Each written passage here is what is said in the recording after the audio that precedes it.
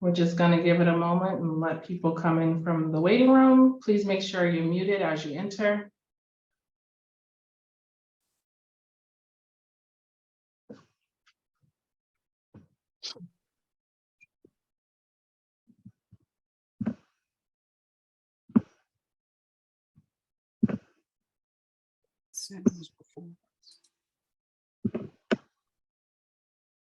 All right. Good afternoon. This is a hearing before the Boston Cannabis Board. Today is November 16th, 2022.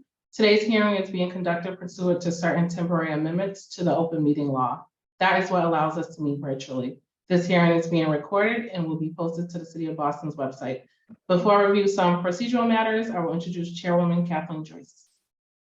Thank you, Jasmine. My name is Kathleen Joyce. I'm Chair of the Boston Cannabis Board. And today I'm joined by Commissioner Lisa Holmes, Commissioner John Smith, and Commissioner Darlene Lombos. We're not joined by Commissioner Alejandro St-Gian. And I want to mention for the record that Commissioner Smith will not be voting today.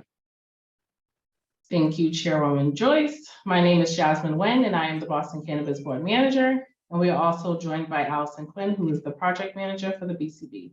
While the public is encouraged to attend, there will be no additional public testimony accepted. I will read each item into the record. After, I will ask for comments from each of the board members. I will then ask for a motion if there's any questions on the motion, and then there will be a vote.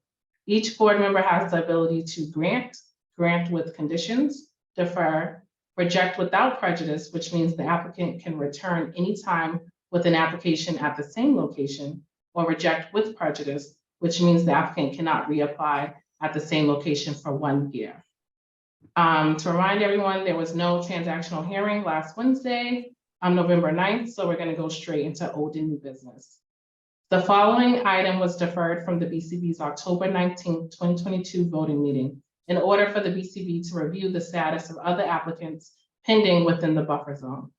The applicant is Vinyl Roots Inc., DBA sold cannabis. The proposed license premise is 340 North Market Street, Faneuil Hall. The license type is a retail recreational cannabis dispensary license. The proposed hours of operation are 9 a.m. to 11 p.m., 7 days a week. This is an equity applicant and there is a buffer zone conflict. We will now move to comments from the board members, starting with Chairwoman Joyce. Thanks, Jasmine. At the October meeting, I had requested additional information about the status of the host community agreements that already exist within the buffer zone. And I'd like to submit for the record correspondence that we did receive from the CCC on October 25th. I'm just going to run through those so that we get them on the record.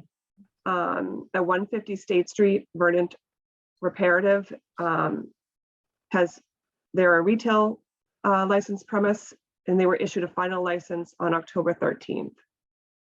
Rasta Roots at 21 Broad Street was issued a provisional license on January 20th, 2022. Pure Oasis at 85 Devonshire Street was issued a provisional license on July 14th, 2022. And High Street Cannabis Group at 200 High Street was issued a provisional license on August 11th, 2022. And I think that's helpful for us to take into consideration as we review other applications that come before us in this particular area, but also in other areas. In addition to those applications that we had before us, there are 2 other retail establishments open and operating. So in total, there are 6 cannabis establishments within the buffer zone that are opened or will be opening soon, which makes me still question whether or not the saturation point has been met in the downtown market. This analysis on my part goes to the appropriateness of this location and not at all to the concept or the overall application before us. I know there's been news stories recently about these cannabis establishments opening and not seeing the business that they had and the market going down. So I just wanted to open that up to my other commissioners for discussion, for questions about the buffer zone in general, and their feelings about potential saturation. Commissioner Lombos? I'll start. Well, personally, for me, I don't see any of these actually being in the same area.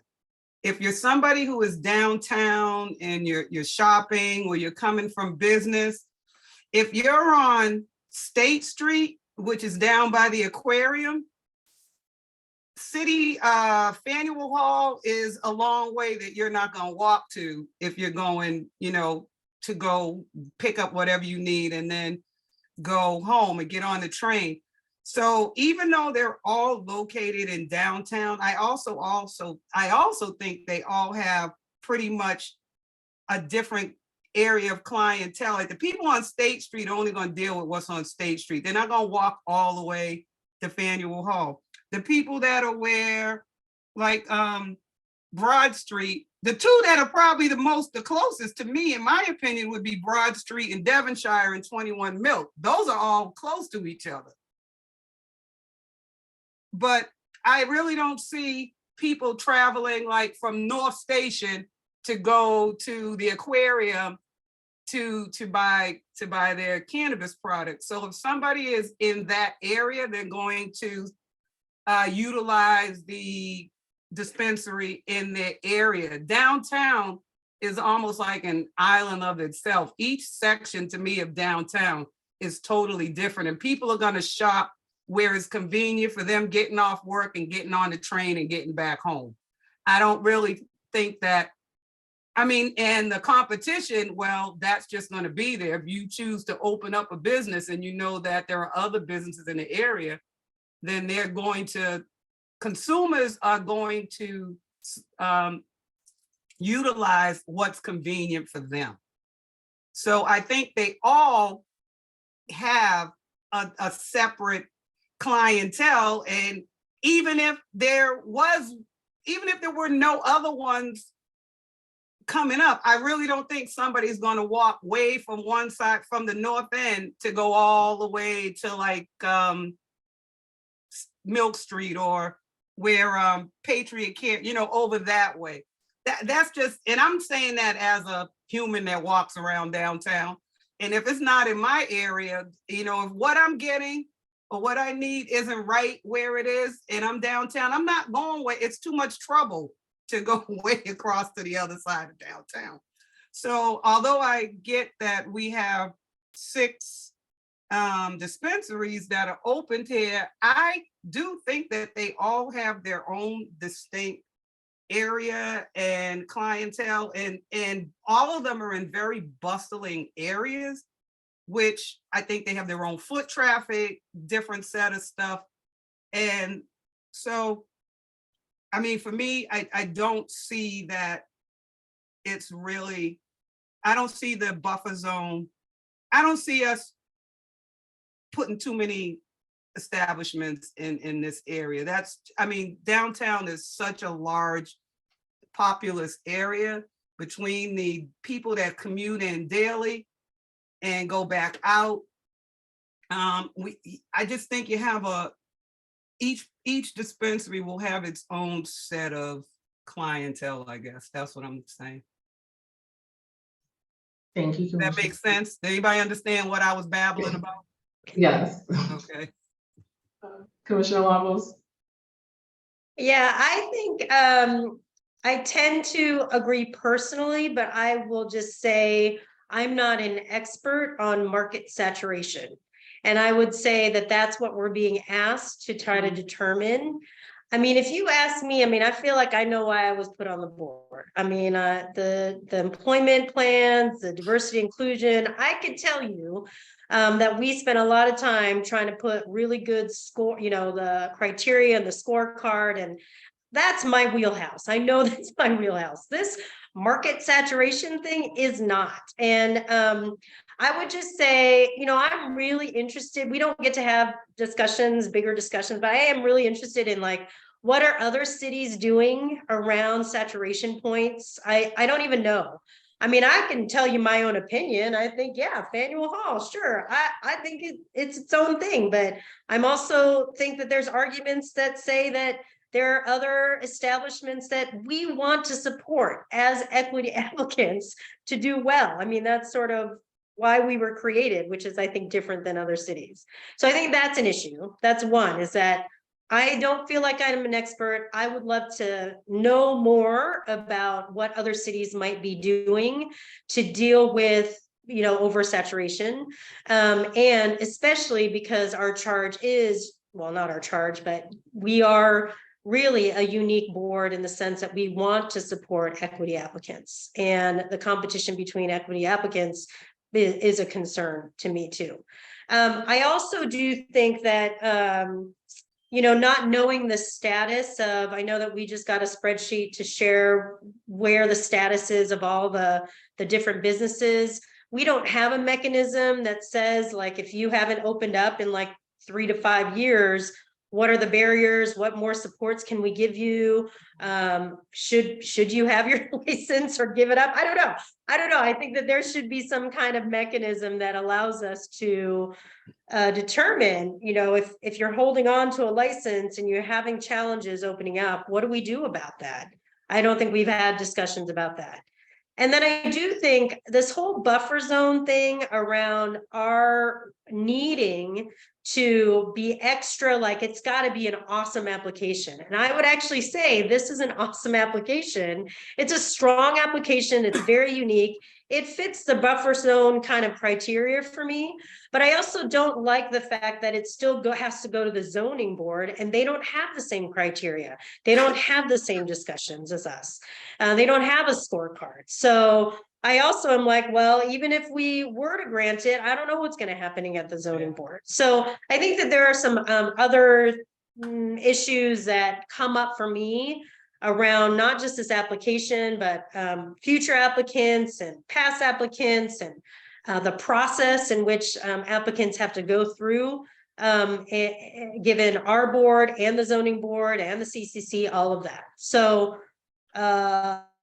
I'm just sharing what I think. I'm not an expert on market saturation. I would love some more information about that. And I would love to hear a little bit more from applicants in the future about just a feedback about how this process really is working for them and the zoning board. Thank you, Commissioner. So can I ask a question of Commissioner Lombos? It sounds like one of the things you're concerned with is that when applicants leave here, they may not be teed up for success at the ZBA as much as they are here, and additional information as far as market saturation in other markets would be helpful to you in presenting. Yeah, I think that would be helpful, and also be helpful to make the argument around why we are moving a license through, especially when there's a buffer zone. Well, something I thought of too, and I don't know if anybody remembers this. Do you remember the dispensary that wanted to open in Mattapan, but it was across from Police Station 3. I mean, I don't know, in Morton. Yep. And then there was another dispensary that we had licensed around the corner. Well, not around the corner, but on Morton Street up further. And we told those people that we denied them, but conditionally. So they both were on Blue Hole Ave. One was like, I'm making up numbers, so don't. Okay.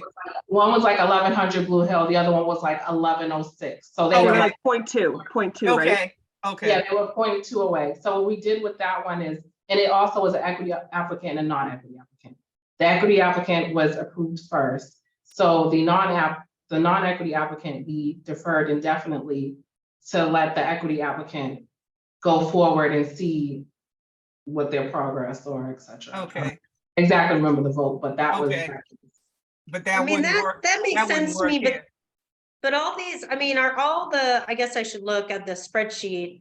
I mean, the majority of the ones that were in the buffer zone are equity applicants. Is that correct? I was gonna say that's different with this one, as Yes. I think only 2 are not equity. And Right. Yeah. So it's all equity applicants. So. I think in light of the dynamics going on at the ZBA and here, and the lens at which we're tasked to look at these through, I don't want to put this applicant, I don't want to handicap this applicant more than necessary, but I think we would be better informed with more information about what other cities and municipalities are doing and what their evidence is showing about saturation.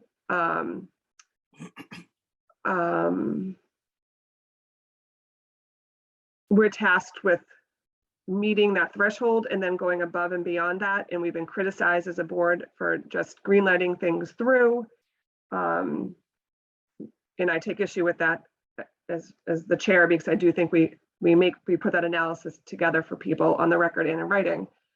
But given that that heightened scrutiny is needed to move forward, I think we're in a different place now. We're not a board that hasn't approved any licenses. We've worked through our backlog. I think we just determined that we have granted, how many, Jasmine? You're on mute. There's about 62. So we've granted 62. So we're at a point in the history of the Boston Cannabis Board where we do need to sort of take a closer look at these things. But I do think it's a great application, and I think it's a really unique concept. I think it's different than other things we've seen in other neighborhoods. That being said, this is a struggle for me, but I would make a motion to defer it until we get the saturation information from, I don't know, communities like San Francisco or Colorado. I don't think there's any place else in Massachusetts that has the same density we have, the same number of applications we have, and the same charge with issuing a minimum number of licenses. At this point, I think it's, in my opinion, it's doing our homework to make sure that we're putting these applicants forward in the best way possible. Lisa? I'm listening. I like what Darlene says, and I was thinking about this too. How fair is it to hamper a group that has all their stuff together, and how long, because another group may be smaller and they don't have the same assets, and I like what Darlene said. How long are they able to just sit on a license and not move forward?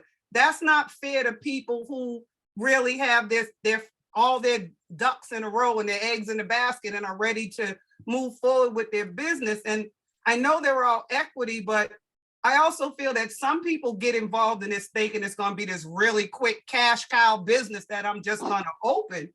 And when they really get to the meat and bones of it, and it's going to take them a little longer, I feel that that's hampering financially fiscal people who can move forward faster. So how long can somebody sit on a license trying to get up their economic, stuff, and other people lose out?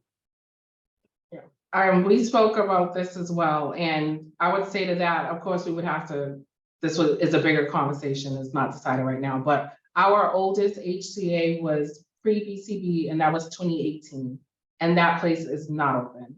So 4 years out, so I would say we would at least have to, 4 years is looking like, because that's not fair, they got 4 years and no one else gets that same opportunity. But again, that's a broader conversation, but that is something everyone's discussing at the moment. I mean, I don't think we ever thought we would get this far, so we didn't even look at that aspect of it, right?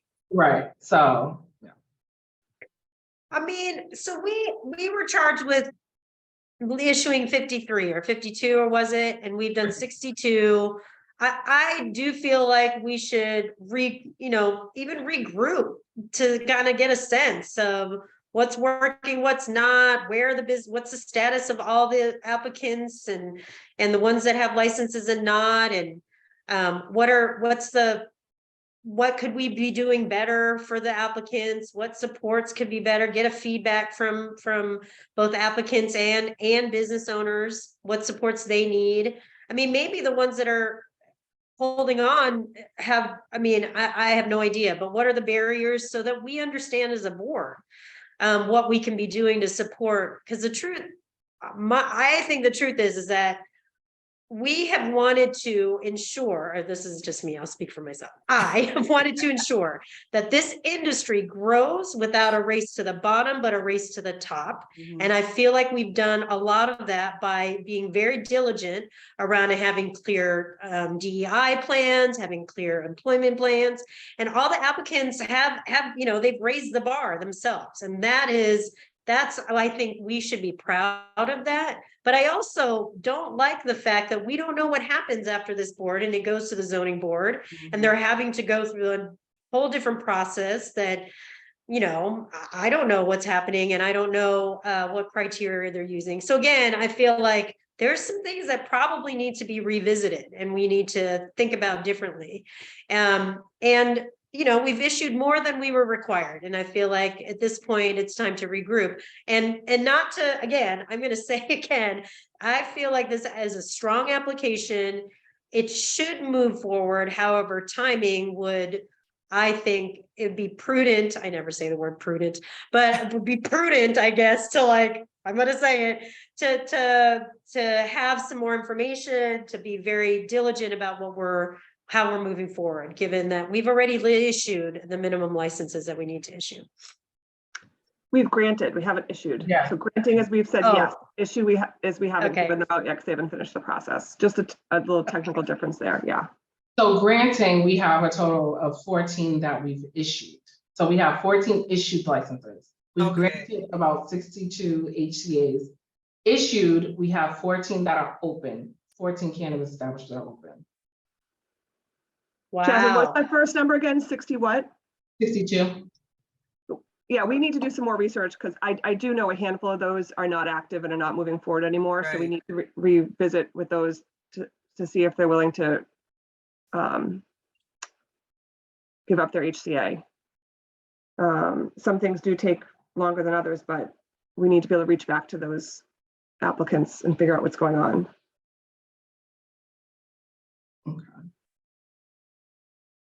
So Chairwoman, you gave a motion, there was no, so I you don't want know. to? Where are we? Oh, I asked a question. So I asked a question on your motion. I'm sorry. Yep. So, Chairwoman Joyce, your motion, oh, go ahead. I was gonna ask Lisa how she felt about deferring.